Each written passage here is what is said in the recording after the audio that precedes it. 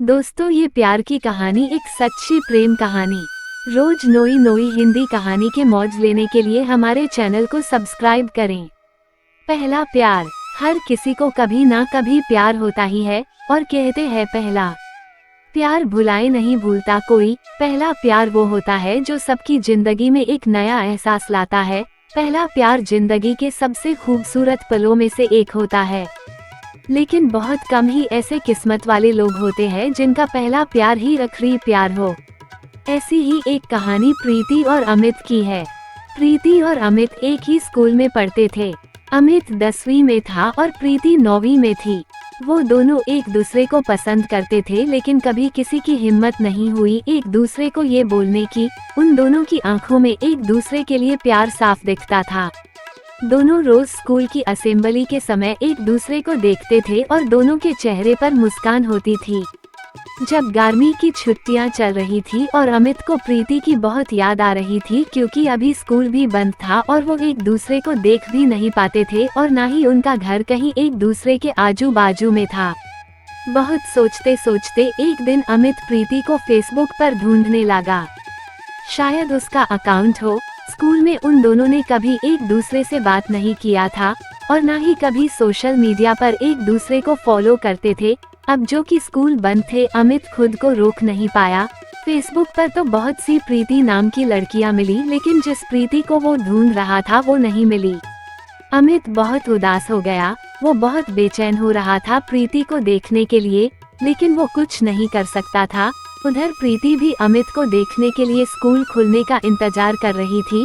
प्रीति 9वीं कक्षा में थी तो उसके घर वालों ने उसे फोन नहीं दिया था, तो वो किसी भी सोशल मीडिया पर नहीं थी। स्कूल खुलने के लिए अभी 15 दिन बाकी था। वो दोनों एक दूसरे को देखने के लिए बेचैन थे। आखिर 15 दिन बाद स्कूल खुल गया। दोनों स्कूल जाने के लिए बहुत उत्सुक थे। अमित स्कूल समय के 10 मिनट पहले ही जाकर स्कूल गेट के बाहर खड़ा होकर प्रीति का इंतजार कर रहा था। सब बच्चे एक एक करके स्कूल आ रहे थे, लेकिन प्रीति अभी तक उसे नहीं दिखी। गेट पर खड़े चौकीदार ने कहा कि अंदर जाओ, अब गेट बंद होने वाला है। आखिर अमित क्या करता, वो अंदर चला गया और अपने क्लास में बैग रखकर प्रार्थना के लिए असेंबली में गया। वो बहुत उदास था कि प्रीति क्यों नहीं आई। आज स्कूल का पहला दिन है, क्या हुआ होगा उसे। अमित का ध्यान प्रार्थना में बिल्कुल भी नहीं था। जब प्रार्थना खत्म हुआ आई और सभी बच्चे अपने अपने क्लास में जाने लगे, तभी अमित ने देखा कि प्रीति अपने क्लास के लाइन में सबसे पीछे खड़ी थी। तो वो समझ गया कि प्रीति लेट आई होगी। अमित उसे देखकर बहुत खुश हो गया। अमित उससे बात करना चाहता था। एक बार ऐसा हुआ कि अमित और प्रीति की नज़र मिली। दोनों के चेहरे पर मुस्कुराहट थी। दोपहर में जब लंच टाइम हुआ तो अमित प्रीति से बात करने की कोशिश कर रहा था। इसी कारण उसने अपना टिफिन भी नहीं खाया था। वो प्रीति के क्लास के बाहर ही चक्कर लगा रहा था कि कब उसे मौका मिले प्रीति से बात करने का और वो उसे स्कूल के बाद रुकने के लिए बोल सके। तभी थोड़ी ही देर में प्रीति को क्लास से बाहर आते हुए देखा। वो अकेली थी। मौका देखते ही अमित ने प्रीति से कह दिया कि स्कूल के बाद थोड़ी देर के लिए स्कूल के बाहर जो बस स्टॉप है वहाँ रुकना प्लीज। प्रीति उसे देखकर बोली ठीक है और चली गई। दोनों अपने क्लास में चले गए। बस जल्दी से स्कूल का समय खत्म होने का दोनों इंतजार कर रहे थे। प्रीति के मन में बहुत से प्रश्न चल रहे थे। अमित क्या बोलेगा, मैं उससे क्या बात करूंगी। स्कूल का समय खत्म हुआ। सभी बच्चे अपने घर जाने के लिए निकल गए। प्रीति और अमित भी स्कूल से निकले और बस स्टॉप पर गए। प्रीति जब वहां पहुंची तो अमित पहले से ही वहां खड़ा था। प्रीति उसके पास गई और उसके बाजू में जाकर खड़ी हो गई। अमित का दिल बहुत जोर से धड़कने लगा था। फिर अमित ने हिम्मत जुटा कर पूछा, तुम फेसबुक पर हो। वो बोली, नहीं, मेरे पास फोन नहीं है। अमित ने पूछा, क्यों। तो प्रीति बोली, अभी मैं 9वीं क्लास में हूँ और मेरे घर पर अभी फोन चलाना माना है। अमित बोला, ठीक है। फिर दोनों के बीच थोड़ी शांति थी। लेकिन मैं तुम्हें वो नंबर नहीं दे सकती। और तभी प्रीति की बस आ गई और वो अमित को बाय बोल कर चली गई। अमित उधर ही रुका था थोड़ी देर तक और सोच रहा था कि वो प्रीति से कैसे बात करे। यही सोचते सोचते वो घर चला गया। उसे प्रीति की बहुत याद आ रही थी। उधर प्रीति भी रात भर सोई नहीं, उसे वो सब बात याद आ रही थी जो उसके और अमित के बीच हुई थी बस स्टॉप पर। आज पहली बार दोनों ने एक दूसरे से बात किया था।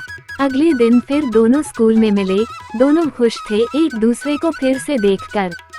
कुछ दिनों तक ऐसा ही चलता रहा, वो दोनों बस स्टॉप पर थोड़ी देर के लिए मिलते और फिर अपने अपने चले जाते।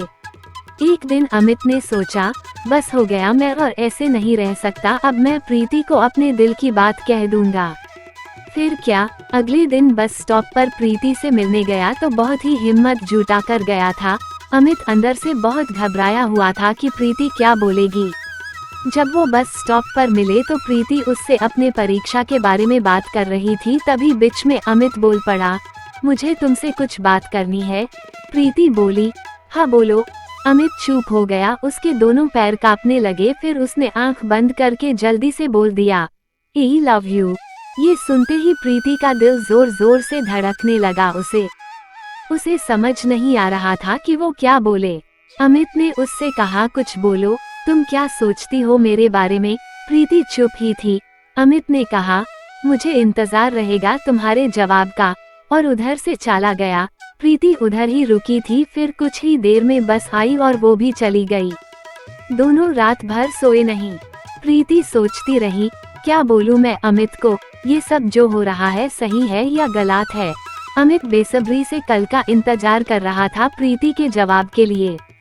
अगले दिन अमित स्कूल पहुंचा और देखा कि प्रीति आज स्कूल ही नहीं आई, तो वो और ज्यादा बेचैन हो गया। प्रीति स्कूल क्यों नहीं आई, उसके मन में ऐसे बहुत से प्रश्न चल रहे थे। वो किसी को कुछ पूछ भी नहीं सकता था। वो नहीं चाहता था कि स्कूल में ये बात किसी को पता चले और प्रीति को कुछ परेशानी हो। वो बस प्रीति के बारे में ही सोच रहा था, पढ़ाई में बिल्कुल भी ध्यान नहीं था उसका। स्कूल खत्म हुआ तो वो सबसे पहले बस स्टॉप गया जहाँ वो रोज प्रीति से मिलता था।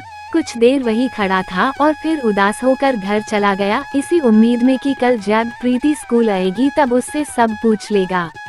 अगले दिन प्रीति स्कूल आई थी और स्कूल के बाद वो उसी बस स्टॉप पर अमित से मिली।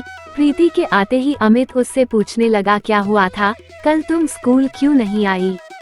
प्रीति बोली, कुछ नहीं, लेट हो गया था। अमित ने बोला, तो क्या हुआ, लेट ही आ जाती, जैसे पहले आई थी देर से। प्रीति बोली, नहीं, ज्यादा लेट हो गया था क्योंकि मैं लेट सोकर उठी थी। अमित मुस्कुराने लगा और फिर पूछा कि क्या सोचा, मैंने तुमसे कुछ कहा था कल। प्रीति चुप ही थी, फिर बोली, क्या बोलूं, मुझे कुछ समझ ही नहीं आ रहा है। अमित बोला, उसमें इतना क्या सोचना, मुझे पता है तुम भी मुझसे प्यार करती हो, मैंने देखा है तुम्हारी आंखों में। प्रीति मुस्कुराने लगी, फिर अमित प्रीति का जवाब समझ गया और बोला, मैं समझ गया तुम्हारा जवाब, लेकिन सुनो, मुझे तुमसे बात करना रहता है, कैसे करूं? तुम्हारे पास तो फोन भी नहीं है। प्रीति बोली, तुम मुझे अपना नंबर दे दो, मैं तुम्हें फोन कर दूंगी जब पापा का फोन मेरे पास होगा तो, लेकिन तुम दोबारा उस नंबर पर फोन नहीं करना। अमित बोला, ठीक है, और उसे अपना नंबर दे दिया और दोनों अपने घर चले गए। शाम को अमित इंतजार कर रहा था कि शायद प्रीति फोन करे, वो अपने फोन के तरफ ही बार बार देखे जा रहा था। शाम से रात हो गई, प्रीति का फोन नहीं आया। अगले दिन स्कूल के बाद अमित ने प्रीति से पूछा, तुमने फोन क्यों नहीं किया? वो बोली, पापा का फोन नहीं था मेरे पास और मुझे समझ भी नहीं आ रहा था कि फोन पर मैं क्या बात करूंगी। अमित बोला, इसमें क्या, फोन करती तो बात अपने आप हो जाती। कुछ उद्धरण चिन्ह। ऐसे ही वो दोनों रोज स्कूल के बाद मिलते थे और प्रीति कभी कभी अमित को फोन करती थी, उनकी बातें होती थी। एक दिन ऐसा आया कि अमित का स्कूल में आखिरी दिन था क्योंकि वो 10वीं क्लास के बोर्ड की परीक्षा शुरू होने वाली थी और 10वीं क्लास की बोर्ड परीक्षा की पढ़ाई के लिए छुट्टी होने वाली थी। दोनों आज बस स्टॉप पर मिले। प्रीति बहुत उदास थी कि कल से अमित स्कूल नहीं आएगा और अमित भी बहुत उदास था। प्रीति ने अमित से कहा कि अच्छे से पढ़ाई करना बोर्ड पेपर के लिए। अमित बोला, हाँ। अमित की आंखों में आंसू थे और उसने कहा, कल से मैं तुमसे नहीं मिल पाऊंगा। प्रीति शांत थी और बोली, ऐसे उदास मत हो, मैं तुम्हें फोन करूंगी रोज। अमित प्रीति को गले लगाना चाहता था लेकिन दोनों बस स्टॉप पर थे, इसलिए अमित ने कुछ नहीं किया, बस प्रीति का हाथ पकड़कर खड़ा था। वो सोच रहा था कि काश समय इधर ही रुक जाता और दोनों हमेशा के लिए एक साथ ही रहते, लेकिन ऐसा नहीं हो सकता था। प्रीति की बस आ गई। अमित उसका हाथ छोड़ने के लिए तैयार ही नहीं था। प्रीति उसे बहुत समझा रही थी कि मुझे जाने दो, घर पहुंचने में देरी जो जाएगी तो मम्मी पूछेगी कि देर से क्यों आई। अमित फिर भी उसका हाथ छोड़ने को तैयार नहीं था। उसने प्रीति का हाथ पकड़ा ही था और बस चली गई। प्रीति बोली, देखो बस भी चली गई, अब दूसरी बस कब तक आएगी। अमित बस प्रीति को देखे जा रहा था। कुछ ही देर में दूसरी बस भी आ गई। इस बार प्रीति बोली, प्लीज मुझे जाने दो घर, मुझे बहुत डांट पड़ेगी मैं और लेट हो गई तो। अमित ने बोला, पहले वादा करो कि तुम मुझे रोज फोन करोगी। प्रीति बोली, हाँ करूँगी। इस बार अमित ने प्रीति का हाथ छोड़ दिया और प्रीति बस में चली गई। अमित उधर ही खड़े होकर प्रीति को देख रहा था। बस की खिड़की से प्रीति बाय बोली और फिर बस चली गई। प्रीति अमित से फोन पर रोज बात करती थी। जब 2 दिन बाकी थे परीक्षा के लिए, अमित को प्रीति से मिलाना था। एक दिन अमित प्रीति को बिना बताए स्कूल छूटने के समय उसी बस स्टॉप पर गया जहां वो रोज मिलते थे। प्रीति स्कूल के बाद घर जाने के लिए उसी बस स्टॉप पर आई। उसने देखा कि अमित बस स्टॉप पर था। वो दूर से ही अमित को देखकर खुश हो गई। फिर तो वो ना दाएं देखी ना बाएं और भागी भागी बस स्टॉप पर पहुंची। वो बहुत खुश थी। अमित के पास जाते ही वो बोली, तुम यहाँ, कल तो तुमने फोन पर नहीं कहा था तुम आने वाले हो। अमित बोला, क्योंकि मैं तुम्हें सरप्राइज देना चाहता था इसलिए नहीं कहा था। प्रीति बोली, अच्छा किया कि तुम आ गए मिलने, मुझे तुम्हारी बहुत याद आ रही थी। अमित बोला, हाँ मुझे भी बहुत याद आ रही थी इसलिए आ गया। परीक्षा के लिए बस 2 दिन बाकी है, सोचा मिल लूं।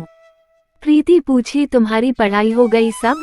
अमित बोला, हाँ लगभग हो ही गई है सब। वो बोली, ठीक है, अच्छे से सब लिखना, परीक्षा में तुम्हें अच्छे मार्क्स लाना है।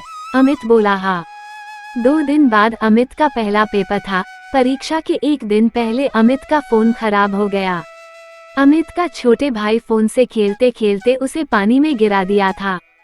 अमित को बहुत गुस्सा आ रहा था क्योंकि अब वो प्रीति से बात नहीं कर सकता था और न ही अभी उसे दूसरा फोन मिलता क्योंकि परीक्षा चल रहा था तो उसके पापा उसे दूसरा फोन नहीं देते अभी।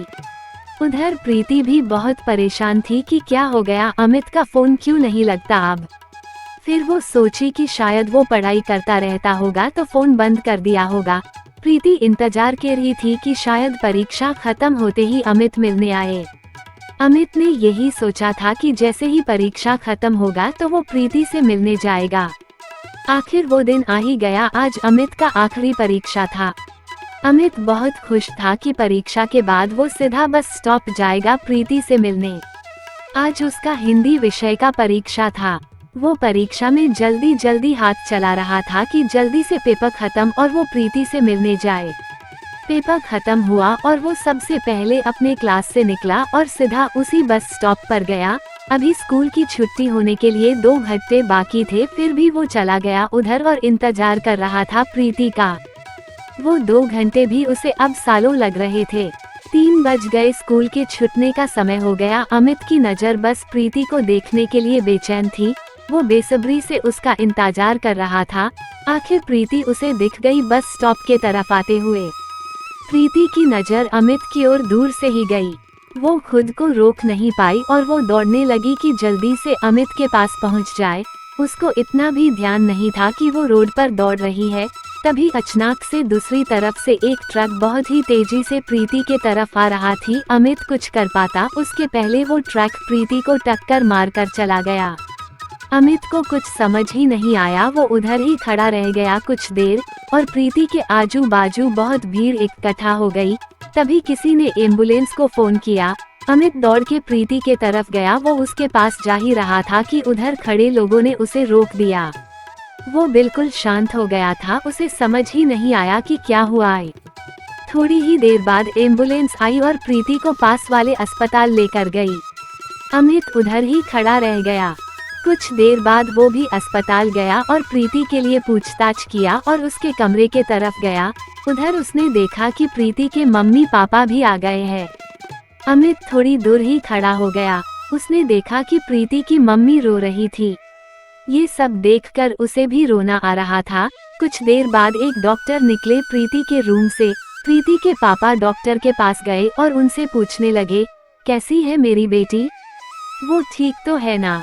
डॉक्टर उदास दिख रहे थे। फिर वो बोले, हम आपकी बेटी को नहीं बचा पाए।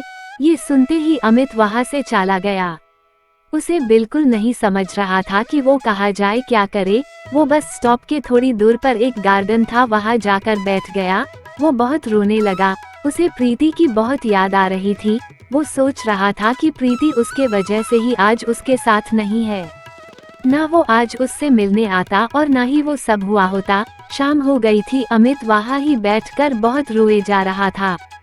फिर किसी ने अमित को रोते हुए देखा तो उससे पूछा, क्या हुआ, तुम यहाँ बैठकर क्यों रो रहे हो? अमित कुछ नहीं बोला। फिर उस आदमी ने कहा कि घर जाओ, बहुत देर हो गई है, तुम्हारे मम्मी पापा तुम्हारा इंतजार कर रहे होंगे।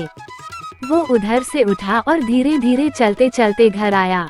उसकी मम्मी उससे पूछने लगी, कहाँ था इतने देर तक और परीक्षा कैसा था आज का? अमित बोला, ठीक था, और वो परीक्षा के बाद अपने दोस्त के घर चला गया था।